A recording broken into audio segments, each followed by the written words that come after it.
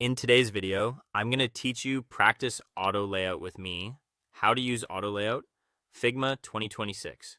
We'll walk through selecting the right layer, adding auto layout, and dialing in the key settings so your designs stay tidy, flexible, and easy to maintain.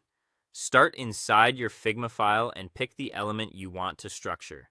This could be a simple button with an icon and label, a list item, or a card with a title and description. Click once to select the frame or group that contains those pieces. If you're unsure what you've grabbed, glance at the left layers panel. You should see the elements nested inside your selection.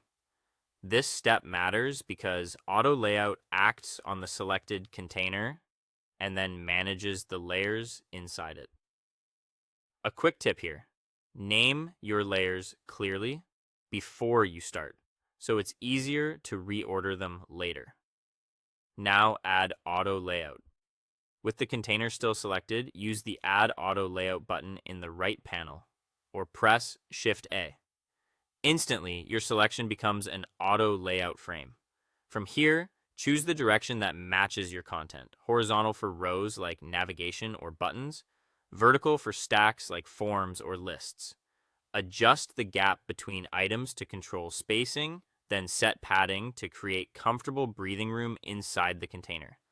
Use alignment to decide where items sit along each axis, and try distribution options to space things evenly. Resizing is key.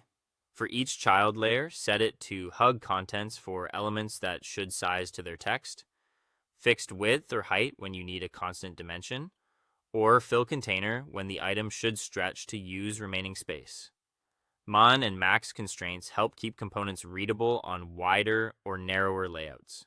If your content needs to wrap to a new line, enable wrap to let items flow gracefully instead of overflowing.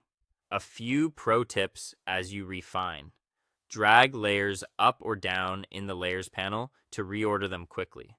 Keep spacing values consistent to build rhythm. Tokens or shared styles make this easier. Avoid mixing manual pixel nudges with auto layout. Let the system handle positioning so everything stays aligned.